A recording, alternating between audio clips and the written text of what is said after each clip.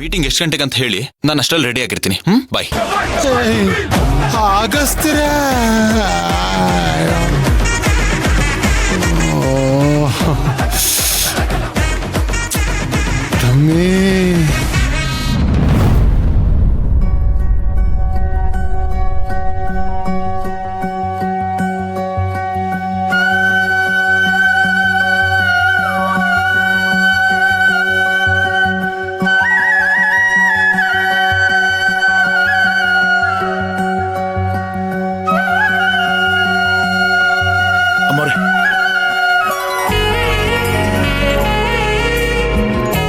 ಅಲ್ಲೋಡೆ ಯಾರು ಬಂದ್ರು ಅಂತ.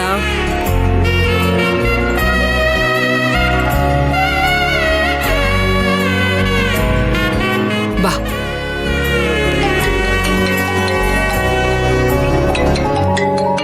ಭಕ್ತಿ, ನನ್ಗೆ ಯಾವ್ದೋ ಫೋನ್ ಬರ್ತಿದೆ, ಮಾತಾಡ್ಕೊಂಡ್ ಬರ್ತೀನಿ, ನೀನ್ ಒಳಗಡೆ ಹೋಗಿರು.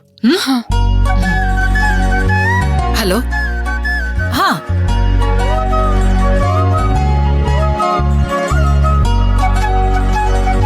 ಇದೇನೆ ಹಿಂಗ್ ಬಂದಿದ್ದಾಳೆ ಇವಳು. ಇವಳನ್ನ ಸೊಸೆ ಮಾಡ್ಕೊಂಡಿರೋದ್ ನೋಡಿದ್ರೆ ಅಡಿಯಿಂದ ಮುಡಿವರೆಗೂ ಬಂಗಾರದಲ್ಲೇ ಮುಳುಗಿಸ್ತಾರೆ ಅನ್ಕೊಂಡಿದ್ದೆ. ಇವಳು ನೋಡೆ ಎಷ್ಟು ಸಿಂಪಲ್ ಆಗಿ ಬಂದಿದ್ದಾಳೆ. ಅಯ್ಯೋ, ಆ ಹುಚ್ಚನ್ ಕಟ್ಕೊಂಡಿದ್ರೆ ಚಿನ್ನನೇ ಸುರ್ದಿರೋರು ಅನ್ಸುತ್ತೆ.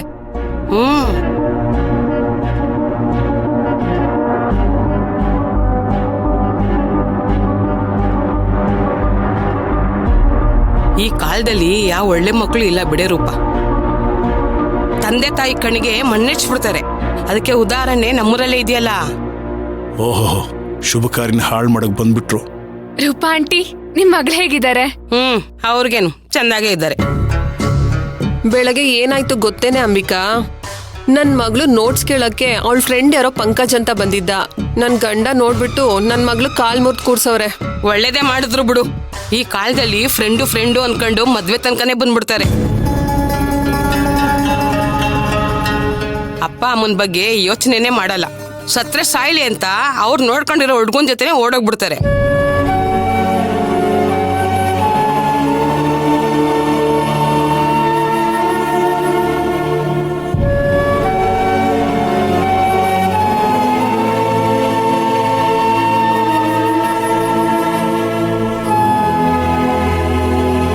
ಶಾಸ್ತ್ರಿಗಳ ಮನೆಗೆ ಕಂಟಕ ಆಗ್ಬಿಟ್ಲು ಕಣೆ ಅಂಬಿಕಾ ಅವಳು. ಈಗ ನೋಡು, ಅವಳ ಅಣ್ಣನ್ನೇ ಡ್ರೈವರ್ ಕೆಲ್ಸಕ್ಕೆ ಇಟ್ಕೊಂಡಿದ್ದಾಳೆ.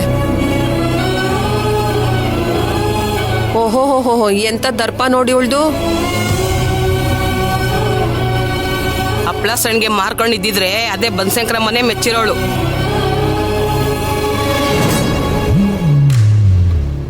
ಅದಕ್ಕೆ ತಾನೇ ಬನಶಂಕರಮ್ಮ ಮುಖ ನೋಡ್ದೇ ಇರೋ ತರ ಶಿಕ್ಷೆ ಕೊಟ್ಟಿರೋದು.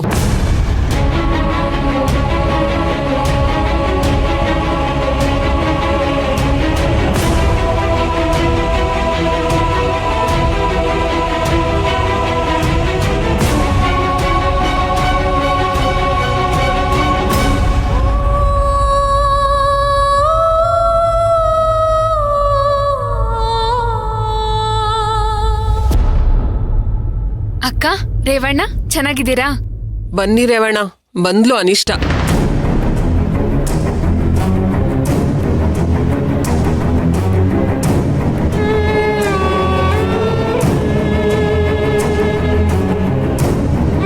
ರೇವಣ್ಣ, ಇವಳ ಹುಚ್ಚನ್ ಮದ್ವೆ ಆಗಿದ್ರೆ ಎಷ್ಟೋ ಚೆನ್ನಾಗಿರೋದು.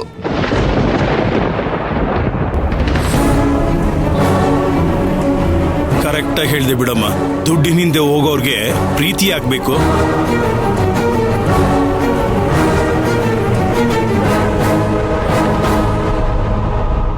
ನಾವೇನೋ ಇವಳನ್ನ ಬನಶಂಕರಮ್ಮನ್ ಮಗಳೇ ಅನ್ಕೊಂಡಿದ್ವಿ.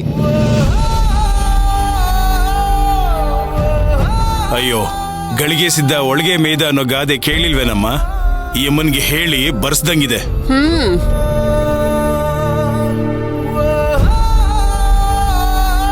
ಏನಪ್ಪ ಶ್ರೀಕಾಂತ, ಏನ್ ನಿನ್ ಹಣೆ ಬರ?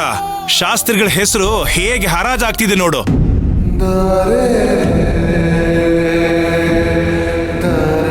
ಮನೆ ತಂಗಿ ಅಂತ ನಿನ್ ಜೀವನನೇ ತೇಯ್ದು ಬಿಟ್ಟಿದೆಯಲ್ಲ, ಅದಕ್ಕೆ ಈ ಬಹುಮಾನ.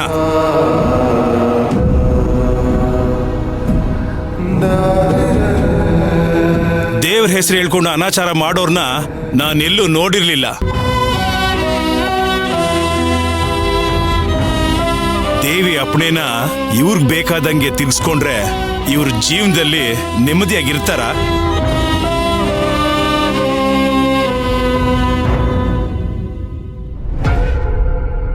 ಏನಂದ್ರಿ?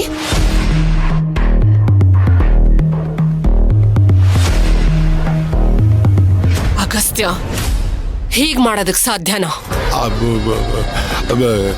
ಕೇಳಿದ್ದನ್ನೇ ಎಸ್ಸಲಿ ಅಂತ ಕೇಳ್ತಿದ್ದಮ್ಮಿ ನೀನು. ನಮಗೊಂದು ಮಾತನ್ನು ಕೇಳ್ದೆ ಹೇಗೆ ಇಷ್ಟು ಮುಂದುವರಿತಾನೆ ಆ ಅಗಸ್ತ್ಯ? ಯಾರು ಗೊತ್ತೇ ದಮ್ಮಿ, ಈ ಅಗಸ್ತ್ಯ ಹಳ್ಳಿ ಆಫೀಸ್ನು ತನ್ನ ಕೈ ಕೆಳಗೆ ರಪಕ್ ಅಂತ ಹಾಕೋತಾನೆ ಅಂತ. ಎಷ್ಟು ಸೊಕ್ಕಿರ್ಬೇಕು ಅವನ್ಗೆ. ತಾಗ ಸೊಕ್ಕೋ ಸೊಪ್ಪೋ ನಮ್ಗದ್ರ ಬಗ್ಗೆ ತಲೆ ಕೆಡಿಸ್ಕೊಳ್ಳೋ ಸಮಯ ಇಲ್ಲ ದಮ್ಮಿ. ಹಾ, ಮುಂದೆ ನಾವು ಸಿಕ್ಕಾಕೊಳ್ದೆ ಇರೋದಕ್ಕೇನು ಮಾಡ್ಬೇಕೋ ಅದನ್ನ ಯೋಚನೆ ಮಾಡ್ಬೇಕು.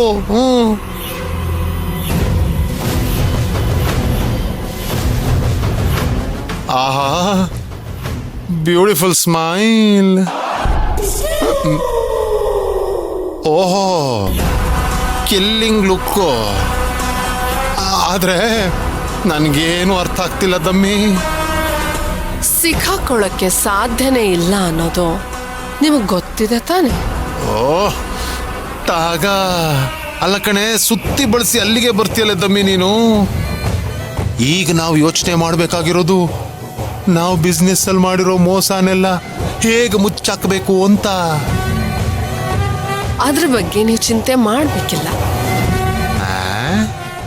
ಆದ್ರೆ ಅಪ್ಪಿ ತಪ್ಪಿ ಅಗಸ್ತ್ಯ ಏನಾದ್ರೂ ಅದ್ರ ಬಗ್ಗೆ ತಿಳ್ಕೊಳಕ್ಕೆ ಪ್ರಯತ್ನ ಪಟ್ರೆ ಅವನ್ ಸುಳಿವು ಸಿಗೋದಿಲ್ಲ ಅನ್ನೋದನ್ನ ಚೆನ್ನಾಗಿ ಮನದಟ್ಟು ಮಾಡ್ಕೊಳ್ಳಿ.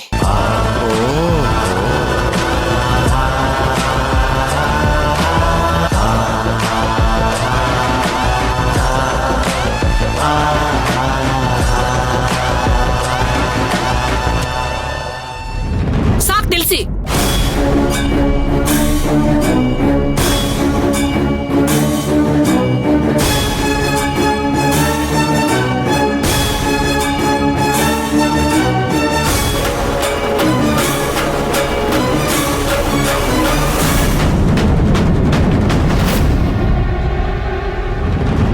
ಭಕ್ತಿ, ಬೇಜಾರ್ ಮಾಡ್ಕೋಬೇಡ.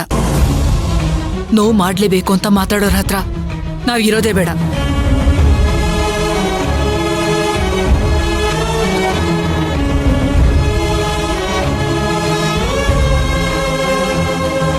ನೀನ್ ಯಾಕ ಮಾಡ್ತಿದ್ಯಾ? ತಪ್ಪನ್ನ ಸರಿ ಮಾಡ್ಕೊಳ್ಳಿ ಅಂತ ಹೇಳೋದಕ್ಕೂ ಯೋಗ್ಯತೆ, ಅರ್ಹತೆ ಎರಡೂ ಇರ್ಬೇಕು. ಅಂದ್ರೆ ನಮ್ಗಿಲ್ಲ ಅಂತಾನಾ?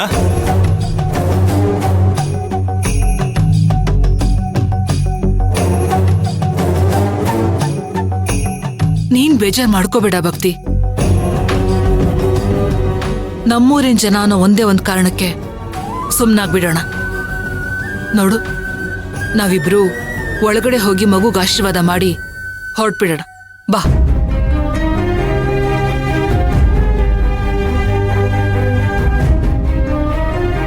ರೀ ಎಲ್ಲೋಗ್ತಿದ್ದೀರಾ? ಮಗುನ್ ಬಿಟ್ಟು ಎಲ್ಲೋಗ್ತಾ ಇದ್ದೀರಾ?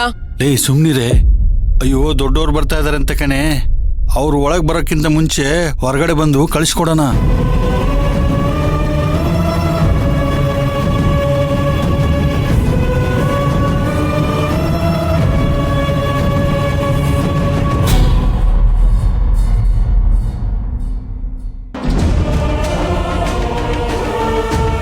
ರಾಜಪ್ಪ, ಯಾಕೆ ಹೀಗ್ ಮಾತಾಡ್ತಿದ್ದೀರಾ? ಅಮ್ಮವ್ರೆ, ನೀವು ಹೇಳ್ದಂಗೆ ನೀವು ಬಿಡುವಿದ್ದ ದಿನನೇ ನಾಮಕರಣ ಇಟ್ಕೊಂಡಿದೀವಿ. ಆದ್ರೆ ಈಗ ನಾವು ಕರೀದೆ ನೀವು ನಾಮಕರಣಕ್ಕೆ ಬಂದಿದ್ದು ತಪ್ಪಲ್ವೇ?